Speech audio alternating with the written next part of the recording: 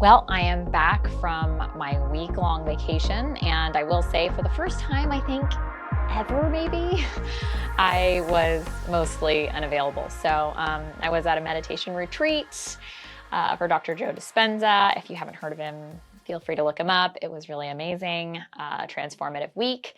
So anyways, I feel rested and rejuvenated and ready to get back into it. So anyways, some big things have been happening over the last few weeks. In fact, I have been talking about this for the last few months, but the new tenant protection order is going to be proposed tomorrow at City Council. So I've sent a couple of emails out about that. These laws are just, well, let's just say that they're not meant to benefit landlords. So basically, the entire premise of this whole thing is that evictions have gone up exponentially and they continue to increase, and that this is causing homelessness. So now they want to propose this whole slew of rules for landlords, and just to make it, more difficult to vacate tenants. And I can include a link to all of these rules. I believe it was also in my email that I sent out. But the biggest thing you can do is send an email that was provided in my link earlier this week. A, email City Council, and B, show up, because this is the problem. A lot of disgruntled tenants are showing up to City Council, and there's not a lot of participation from apartment owners. We're used to basically kind of just keeping our heads down and doing the work. I know a lot of us didn't come from much, and we've built everything that we have. We've created everything that we have, and we're pretty simple people. We just want to work hard and, have wealth for our family, be able to take care of our families and live life on our terms and things like that. And the majority of us want to provide a clean, safe place to live for our residents. Now, of course, there are a couple of bad actors, but those are the people that get the publicity. So it's the flippers that are kicking people out of their buildings and vacating buildings and, doing all this stuff quickly that are getting the attention, because the other mom and pop owners in San Diego don't want anything to do with politics, and they don't show up for these sorts of things. So now it's time to show up, because we're going to become like an LA or a San Francisco. And even though it's not going to help, they're basically trying to propose rules that are, more strict than what is currently in place at the state level. So basically, they're going to ask, right now the proposal says that they're asking for, if you have to vacate a unit for remodel, you have to provide copies of your permits. So you have to pull permits and provide copies of that. And then right now they're trying to propose that you're going to pay the tenant 2 months rent. Doesn't seem like that big of a deal, right? Except they're going to try to sneak a few things in there. I've already been told that they're probably going to push for 3 to 6 months of tenant relocation assistance for these people. So the other thing is look, it takes so long to evict a tenant right now. So I would suffice to say that I'm pretty sure people are not going homeless, not that many of them anyways, because they're getting kicked out of their apartments. The reason evictions are up or on the rise is because people couldn't evict anyone during COVID. So anyways, they're using a lot of these things for their benefit. There are a couple of city council members that this is very personal to. So they're really pushing their agenda, and it's up to us to kind of show up and support and fight for our business. We want everybody to be respectful, of course, because we don't want anything to reflect poorly on us, but you got to be there to support. So I really, really encourage you guys to show up tomorrow afternoon. I believe it's at 1:30 or 2 p.m. All the details have been in my email. But what else is going on in real estate? So rates have been pretty stable. The treasuries have fluctuated a bit. We are anticipating that there will be a little bit more volatility coming up. There's another Fed meeting coming up in May.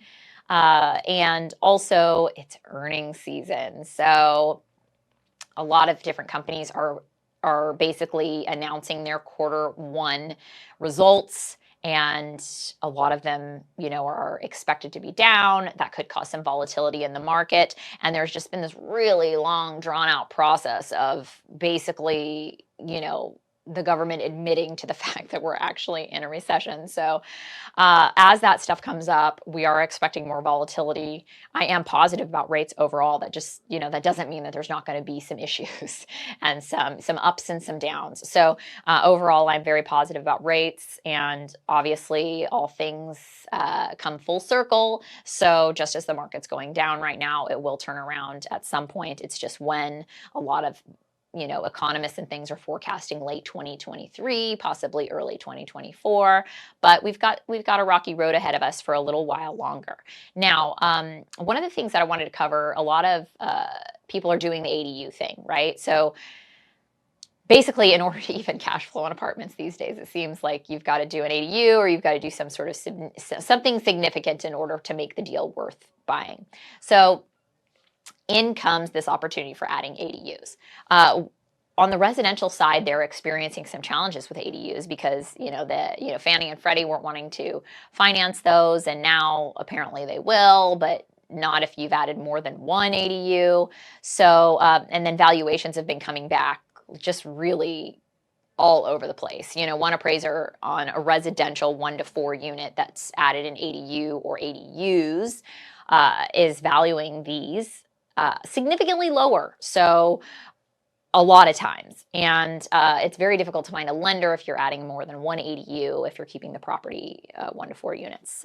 So your best bet is to have 5+ units and turn them into apartments, multifamily, because on the multifamily side, we actually count it as a unit, right? I mean, it makes sense. You went and you got permits and it's been approved by the city and all of that. So our appraisers, I like to say, they use their common sense and they're appraising these things as units because they were legal, approved, you've got plans, you've got permits, everything's been signed off, all that good stuff. So that is helpful. Now, obviously, it's a little bit different because on the residential side, you can go get maybe 70 to 80% loan to value with a lender and get a 30-year fixed and all this kind of stuff. If you have only one ADU, added to your property. And so that's all fine. And you can even get some of that, DSCR stuff, maybe with multiple ADUs. I'm not sure of the guidelines, but my point is that you're going to be subject to debt service on the apartment side. So let's say that you're building units in PB and now you want to turn around and get a loan and you have 5 units. Well, you're going to probably be capped out at a pretty low LTV because cap rates are low in that area. So you have to qualify just like apartments, but we are going to give you the value on that side. And that's a huge benefit, right? Because at least you know that you have the equity there. For example, on the residential side, I've seen appraisers give like $35,000 or maybe up to $50,000 of value for building an ADU when it costs you $150,000 to build it.